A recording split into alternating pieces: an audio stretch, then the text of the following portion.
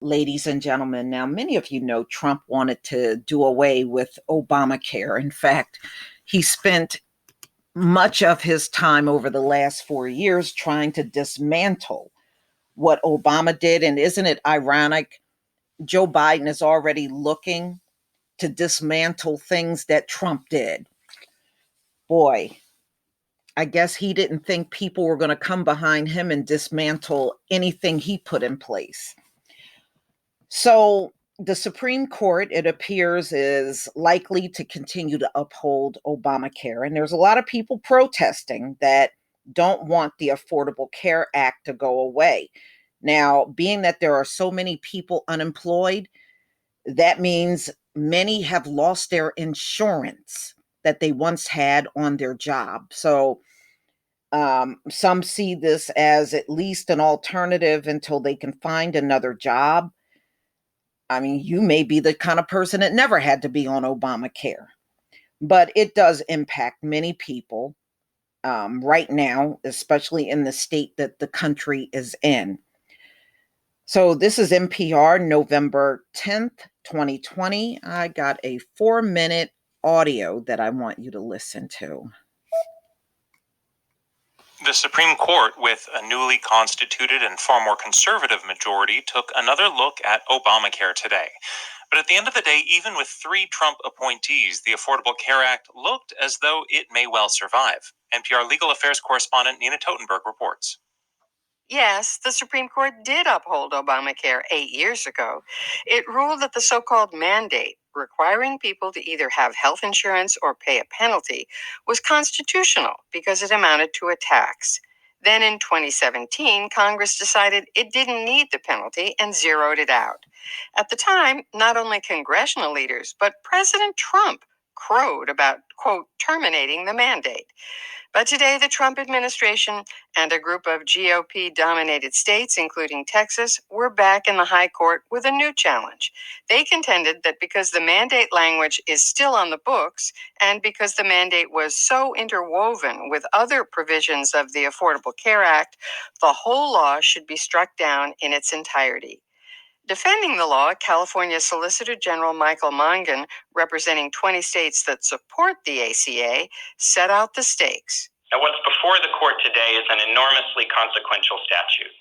It provides health insurance and other life-saving benefits and protections to hundreds of millions of Americans.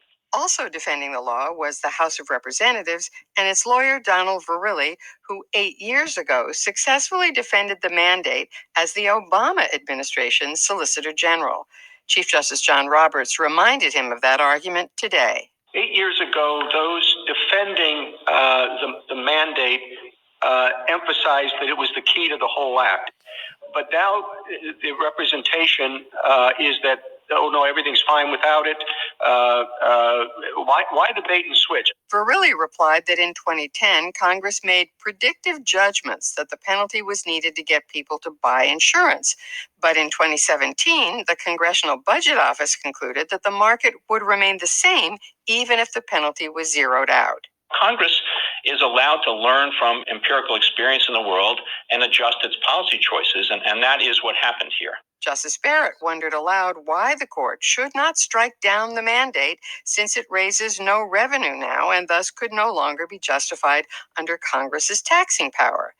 But when the lawyers seeking to have the whole law struck down began to argue, they ran into real pushback, and not just from the court's liberals. Here, for instance, is Chief Justice Roberts addressing Texas Solicitor General Kyle Hawkins. I think it's hard for you to argue that Congress intended the entire act to fall if the mandate were struck down when the same Congress that lowered the penalty to zero did not even try to repeal the rest of the act. I think, frankly, that they wanted the court to do that, but that's not our job. Moments later, the Chief Justice was even more explicit, pointing to what is called the court's doctrine of severability. It calls for the court to preserve the rest of a law when it can, even if one provision or another is struck down. Here, Congress left the rest of the law intact when it lowered the penalty to zero. That seems to be compelling evidence on the question. Justice Kavanaugh echoed the Chief Justice's sentiments. It does seem fairly clear that the proper remedy would be to sever the mandate provision and leave the rest of the act in place, the provisions regarding pre-existing conditions and the rest. Justice Sotomayor said that the argument for striking down the whole law without proof of substantial harm to anyone, including Texas and other conservative states, didn't make much sense. At some point, common sense seems to me would say, huh? And when the Trump administration's Jeffrey Wall weighed in arguing for the whole law to be struck down, he took incoming flack even from Justice Alito. At the time of the first case, there was strong reason to believe that the individual mandate was like a part in an airplane that was essential to keep the plane flying. But now, the part has been taken out and the plane has not crashed. So if we were to decide this case the way you advocate, how would we explain why the individual mandate in its present form is essential to the operation of the act? A decision in the case is expected later in the term. Nina Totenberg, NPR News, Washington. Okay. So it looked like the Affordable Cares Act, aka Obamacare, will survive the Supreme Court.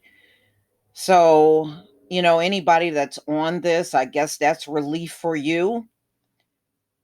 But, it's a shame that once you have something in place for healthcare and so many people are unemployed, that they would just kind of back away from this. But hey, this is America, right? But y'all, please tell me what you think.